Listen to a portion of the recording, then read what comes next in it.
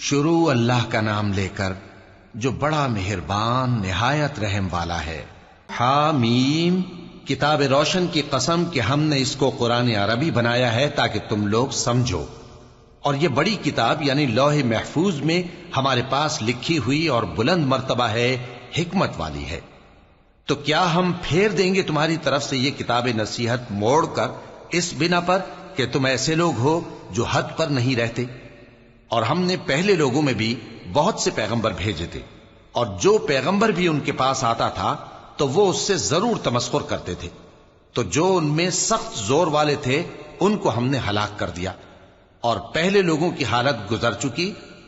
اور اگر تم ان سے پوچھو کہ آسمانوں اور زمین کو کس نے پیدا کیا ہے تو کہہ دیں گے کہ ان کو غالب اور علم والے اللہ نے پیدا کیا ہے، جس نے تمہارے لیے زمین کو بچھونا بنایا اور اس میں تمہارے لیے رستے بنائے تاکہ تم راہ راست پر چلو، اور جس نے ایک اندازے کے ساتھ آسمان سے پانی نازل کیا، پھر ہم نے اس سے مردہ زمین کو زندہ کیا، اسی طرح تم زمین سے نکالے جاؤ گے۔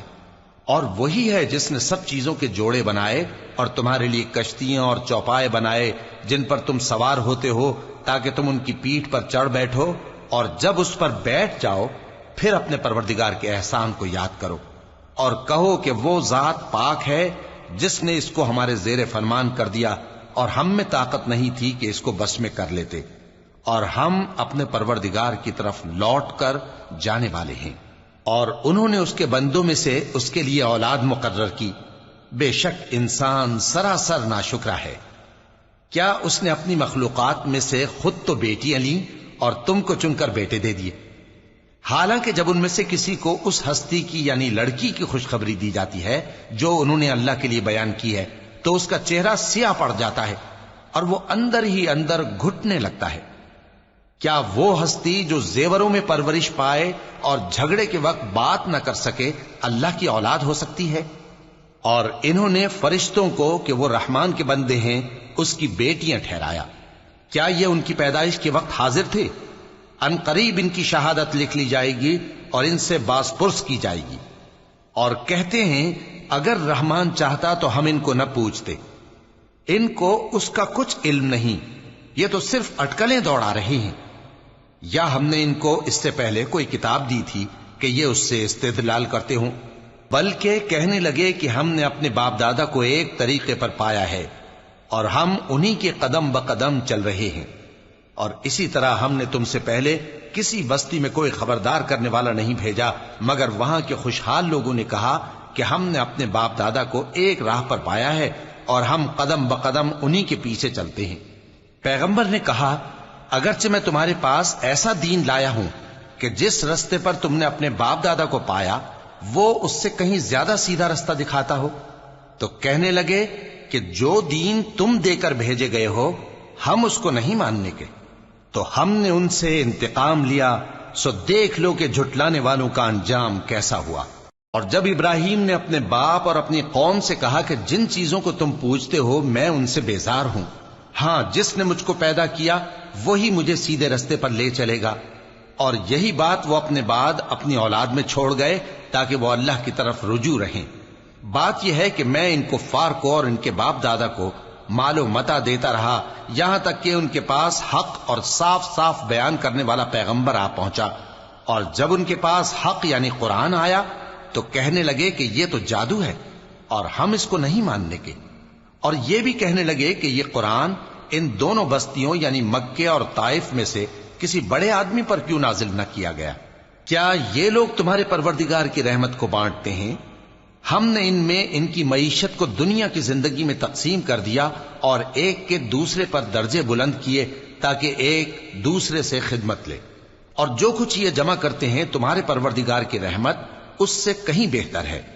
اور اگر یہ خیال نہ ہوتا کہ سب لوگ ایک ہی جماعت ہو جائیں گے تو جو لوگ اللہ سے انکار کرتے ہیں ہم ان کے گھروں کی چھتیں چاندی کی بنا دیتے اور سیڑھیاں بھی جن پر وہ چڑھتے، اور ان کے گھروں کے دروازے بھی اور تخت بھی جن پر تکیہ لگاتے ہیں، اور یہ سب چیزیں سونے کی بھی بنا دیتے، اور یہ سب دنیا کی زندگی کا تھوڑا سا سامان ہے، اور آخرت تمہارے پروردگار کے ہاں پرہیزگاروں کے لیے ہے۔ اور جو کوئی رحمان کی یاد سے آنکھیں بند کر لے یعنی تغافل کرے ہم اس پر ایک شیطان مقرر کر دیتے ہیں تو وہ اس کا ساتھی ہو جاتا ہے، اور یہ شیطان ان کو رستے سے روکتے رہتے ہیں اور وہ سمجھتے ہیں کہ وہ سیدھے رستے پر ہیں، یہاں تک کہ جب وہ ہمارے پاس آئے گا تو اس شیطان سے کہے گا کہ اے کاش مجھ میں اور تجھ میں مشرق و مغرب کا فاصلہ ہوتا، تو برا ساتھی ہے۔ اور جب تم ظلم کرتے رہے تو آج تمہیں یہ بات فائدہ نہیں دے سکتی کہ تم سب عذاب میں بھی شریک ہو۔ تو کیا تم بہرے کو سنا سکتے ہو یا اندھے کو رستہ دکھا سکتے ہو، اور جو کھلی گمراہی میں ہو اسے راہ راست پر لا سکتے ہو؟ پھر اے پیغمبر، اگر ہم تم کو وفات دے کر اٹھا لیں تو بھی ان لوگوں سے تو ہم انتقام لے کر رہیں گے، یا تمہاری زندگی ہی میں تمہیں وہ عذاب دکھا دیں گے جس کا ہم نے ان سے وعدہ کیا ہے، کیونکہ ہم ان پر قابو رکھتے ہیں۔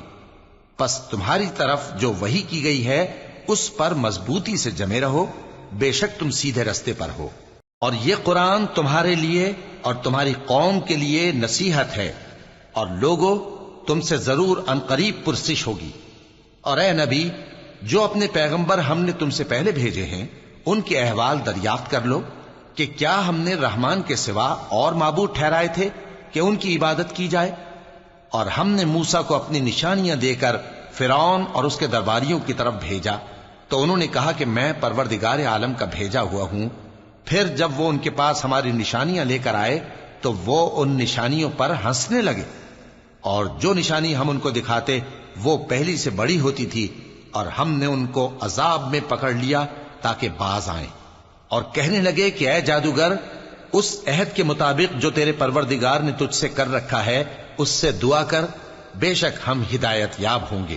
سو جب ہم نے ان سے عذاب دور کر دیا تو وہ عہد شکنی کرنے لگے، اور فرعون نے اپنی قوم سے پکار کر کہا کہ اے قوم، کیا مصر کی حکومت میرے ہاتھ میں نہیں ہے، اور یہ نہریں جو میرے محلوں کے نیچے بہ رہی ہیں میری نہیں ہیں؟ کیا تم دیکھتے نہیں؟ بے شک میں اس شخص سے جو کچھ عزت نہیں رکھتا اور صاف گفتگو بھی نہیں کر سکتا کہیں بہتر ہوں۔ تو اس پر سونے کے کنگن کیوں نہ اتارے گئے، یا یہ ہوتا کہ فرشتے جمع ہو کر اس کے ساتھ آتے؟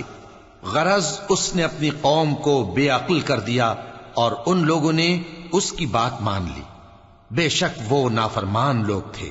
پھر جب انہوں نے ہم کو خفا کیا تو ہم نے ان سے انتقام لیا اور ان سب کو ڈبو کر چھوڑا، سو ان کو گئے گزرے کر دیا اور بعد میں آنے والوں کے لیے عبرت بنا دیا۔ اور جب مریم کے بیٹے عیسیٰ کا حال بیان کیا گیا تو تمہاری قوم کے لوگ اس سے چلا اٹھے اور کہنے لگے کہ بھلا ہمارے معبود اچھے ہیں یا وہ یعنی عیسیٰ؟ انہوں نے جو ان عیسیٰ کی مثال تم سے بیان کی ہے تو صرف جھگڑنے کو، حقیقت یہ ہے کہ یہ لوگ ہیں ہی جھگڑالو۔ وہ تو ہمارے ایسے بندے تھے جن پر ہم نے فضل کیا، اور بنی اسرائیل کے لیے ان کو اپنی قدرت کا نمونہ بنا دیا، اور اگر ہم چاہتے تو تم میں سے فرشتے بنا دیتے جو تمہاری جگہ زمین میں رہتے، اور وہ یعنی عیسیٰ قیامت کی نشانی ہیں۔ تو کہہ دو کہ لوگوں اس میں شک نہ کرو اور میرے پیچھے چلو، یہی سیدھا رستہ ہے، اور کہیں شیطان تم کو اس سے روک نہ دے، وہ تو تمہارا علانیہ دشمن ہے۔ اور جب عیسیٰ نشانیاں لے کر آئے تو فرمایا کہ میں تمہارے پاس دانائی کی کتاب لے کر آیا ہوں، نیز اس لیے کہ بعض باتیں جن میں تم اختلاف کرتے ہو تم کو سمجھا دوں۔ سو اللہ سے ڈرو اور میرا کہا مانو، کچھ شک نہیں کہ اللہ ہی میرا اور تمہارا پروردگار ہے، پس اسی کی عبادت کرو، یہی سیدھا رستہ ہے۔ پھر کتنے فرقے ان میں سے الگ الگ ہو گئے، سو جو لوگ ظالم ہیں ان کے لیے درد دینے والے دن کے عذاب سے خرابی ہے۔ یہ صرف اس بات کے منتظر ہیں کہ قیامت ان پر ناگہاں آ موجود ہو اور ان کو خبر تک نہ ہو۔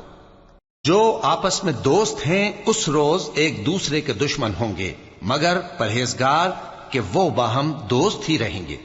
میرے بندو، آج تمہیں نہ کچھ خوف ہے اور نہ تم غمناک ہوگے۔ جو لوگ ہماری آیتوں پر ایمان لائے اور فرمانبردار بن گئے ان سے کہا جائے گا کہ تم اور تمہاری بیویاں عزت و احترام کے ساتھ بہشت میں داخل ہو جاؤ۔ ان پر سونے کی تشتریوں اور پیالوں کا دور چلے گا، اور وہاں جو جی چاہے اور جو آنکھوں کو اچھا لگے موجود ہوگا۔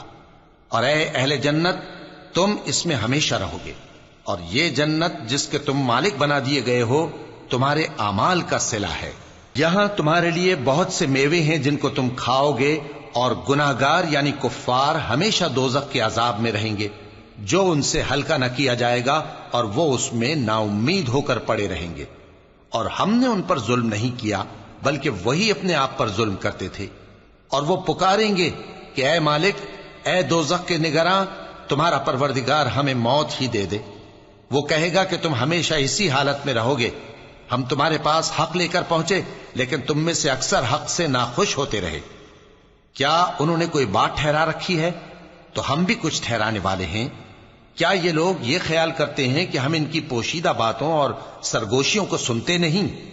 क्यों नहीं, सब सुनते हैं, और हमारे फरिश्ते इनके पास इनकी सब बातें लिख लेते हैं। कह दो कि अगर रहमान के लिए औलाद हो तो मैं सबसे पहले उसकी इबादत करने वाला हूं। ये जो कुछ बयान करते हैं, आसमानों और जमीन का मालिक, जो अर्श का भी मालिक है, उससे पाक है। तो इनको बकबक करने और खेलने दो, यहां तक कि जिस दिन का इनसे वादा किया जाता है उसको देख लें। और वही आसमानों में भी माबूद है और वही जमीन में भी माबूद है, और वो हिकमत वाला है, इल्म वाला है। और वो बहुत बाबरकत है जिसके लिए आसमानों और जमीन और जो कुछ इन दोनों में है सबकी हुकूमत है, और उसी को क़यामत का इल्म है, और उसी की तरफ तुम लौट कर जाओगे। और जिनको ये लोग अल्लाह के सिवा पुकारते हैं, वो तो सिफारिश का कुछ इख्तियार नहीं रखते। हां, जो इल्म यकीन के साथ हक की गवाही दें, वो सिफारिश कर सकते हैं। और अगर तुम इनसे पूछो कि इनको किसने पैदा किया है, तो कह देंगे कि अल्लाह ने। तो फिर ये कहां बह के फिरते हैं? और बसा औकात पैगंबर कहा करते हैं कि ऐ परवरदिगार, ये ऐसे लोग हैं कि ईमान नहीं लाते, तो ऐ पैगंबर इनसे मुंह फेर लो और सलाम कह दो, इनको अनकरीब अंजाम मालूम हो जाएगा।